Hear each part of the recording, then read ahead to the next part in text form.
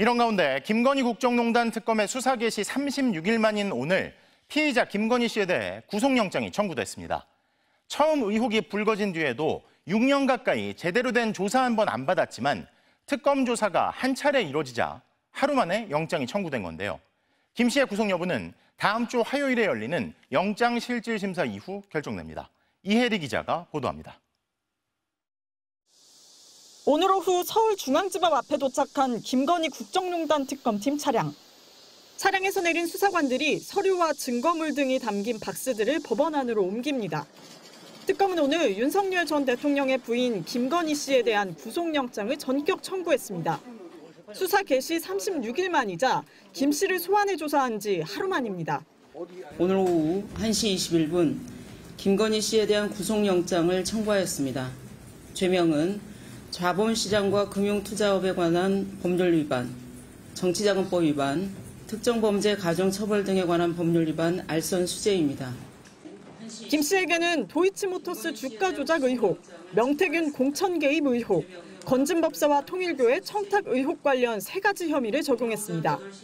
삼부토건 주가 조작 의혹, 서울 양평 고속도로 의혹, 집사 게이트 등 조사할 혐의가 많이 남아 추가 소환도 예상됐지만 곧바로 김 씨의 신병을 확보한 뒤 남은 혐의들에 대한 조사를 이어가는 방안을 선택한 겁니다. 김 씨가 자신의 혐의를 모두 부인하고 있지만 이를 반박할 수 있는 증거와 진술이 충분히 확보됐다고 특검은 판단한 것으로 전해졌습니다. 또 사건 관계자들과 입을 맞추는 등 증거인멸의 우려가 크다는 점도 고려한 것으로 보입니다.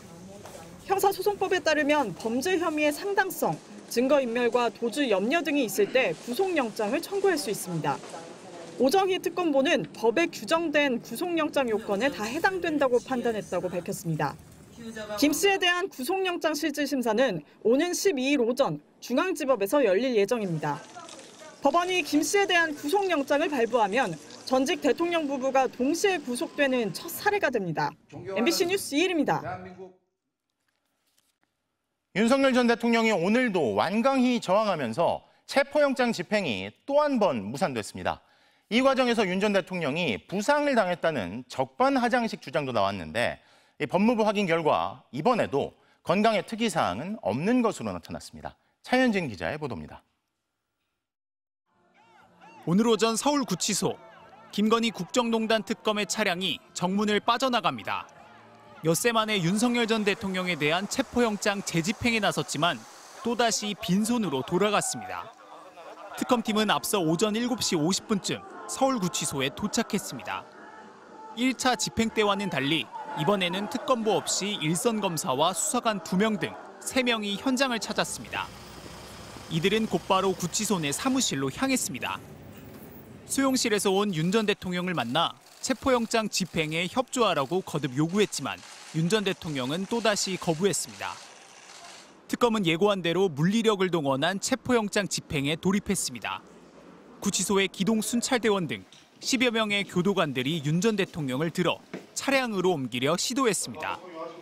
전화로 연결된 문홍주 특검보가 스피커폰 상태로 집행을 지휘했습니다.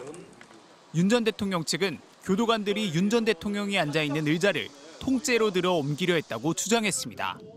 의자에 앉아있는 대통령님을 같이 들어가지고 같이 또 옮기려고 했습니다. 그 과정에서 의자가 뒤로 확 빼졌고 대통령이 땅바닥에 철석 바닥에 떨어지는.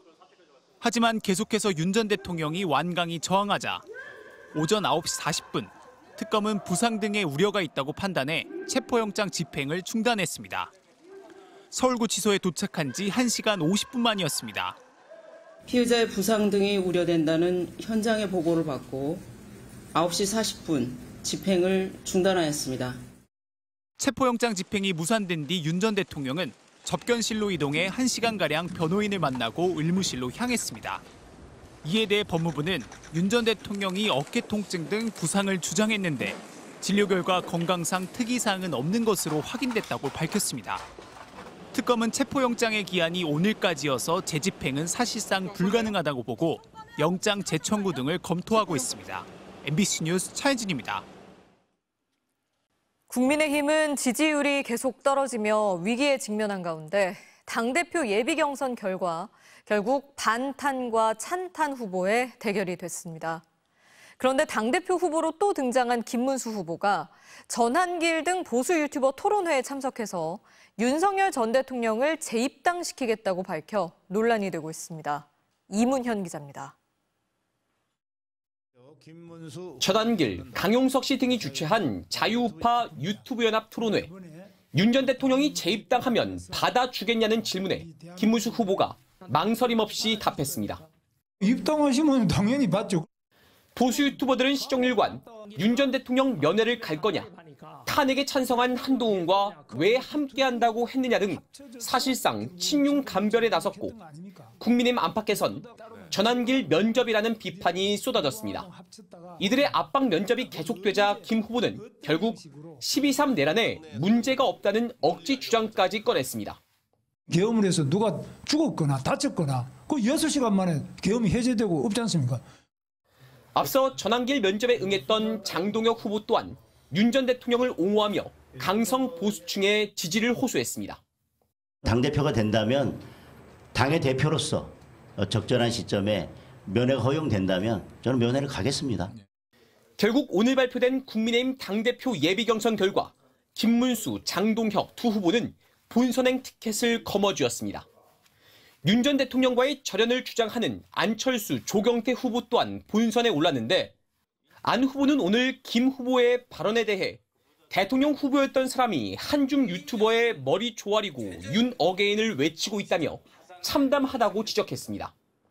조 후보 또한 위헌, 불법 비상계엄을 저지른 자의 입당을 입에 담다니 제정신인지 모르겠다며 정계를 떠나라고 비판했습니다.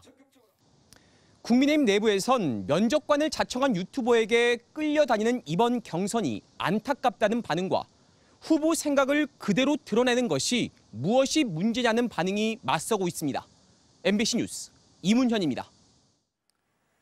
여러분 안녕하십니까? 어제 특검 조사를 받은 윤 전 대통령 부인 김건희 씨의 거짓 진술 정황이 포착됐습니다.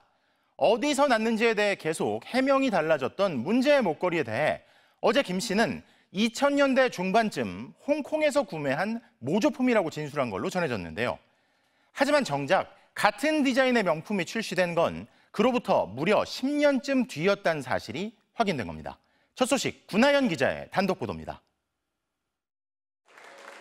김건희 여사가 2022년 나토 순방 당시 착용한 논란의 목걸이.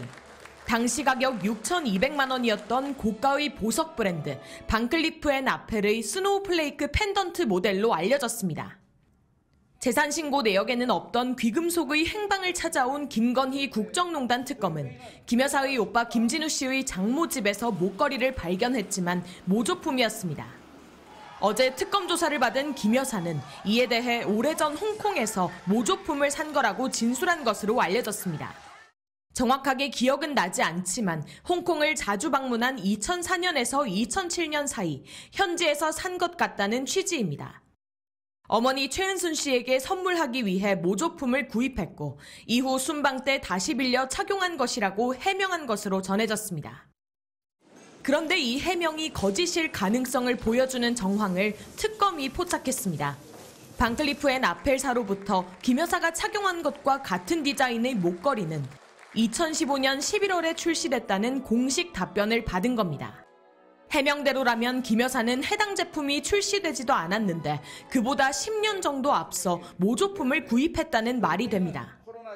특검은 이 목걸이에 대한 해명이 그동안 조금씩 달라진 부분도 구속영장 청구서에 언급한 것으로 전해졌습니다. 그간 대통령실과 김 여사 측의 해명이 지인에게 빌렸다, 모조품인데 어디에 있는지 모르겠다, 모조품인데 모친에게 줬다 등 조금씩 달라진 걸 두고 증거인멸 우려가 있다고 판단한 겁니다. 특검팀은 이 같은 입장 변화가 장신구를 김 여사에게 줬거나 장신구의 행방을 알고 있는 사람과 말을 맞추려는 의도가 있는 것은 아닌지도 의심하고 있습니다. 통일교 측에서 김 여사 선물로 건넨 6천만 원 상당의 그라프 목걸이 관련 해명 역시 거짓일 가능성이 포착됐습니다. 건진 법사는 그동안 이 목걸이를 잃어버렸다고 주장해왔지만 특검은 건진이 윤영호 전 본부장에게 여사에게 목걸이가 잘 전달됐다는 취지로 보낸 문자 메시지를 확보하고 행방을 추적하고 있습니다. MBC 뉴스 구나연입니다. 우리 시각으로 오늘 오후 1시부터죠. 미국이 세계 각국에 상호관세를 매기기 시작했습니다. 한미 FTA 덕분에 무관세였던 우리 수출품에도 이제 15% 관세가 붙는 건데요. 자, 그런데 다들 난감한 상황이지만 일본이 유독 당황하고 있습니다. 한국과 똑같이 15%인 줄 알았는데 FTA가 없어서 붙었던 약 3%의 평균 관세는 그대로 있고 추가로 15%가 더 붙는다는 사실을 뒤늦게 확인한 뒤 발등에 불이 떨어진 건데요.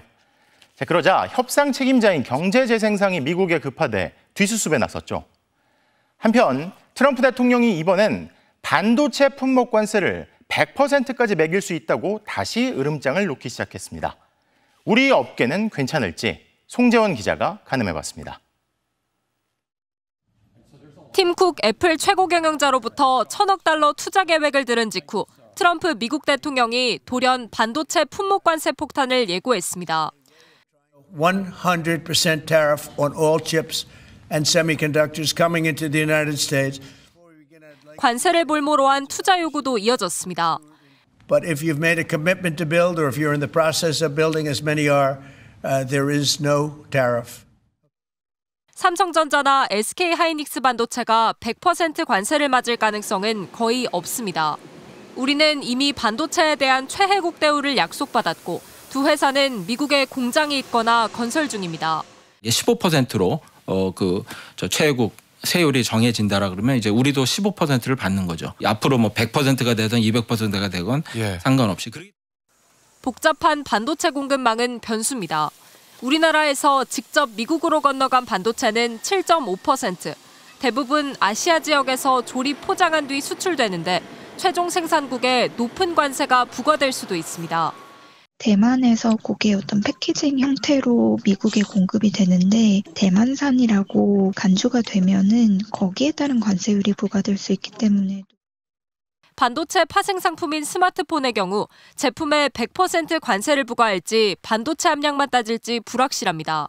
각 국가별 관세도 변수인데 베트남산, 인도산 삼성 갤럭시, 대만산 애플 아이폰의 관세가 생산국에 따라 달라질 수도 있습니다.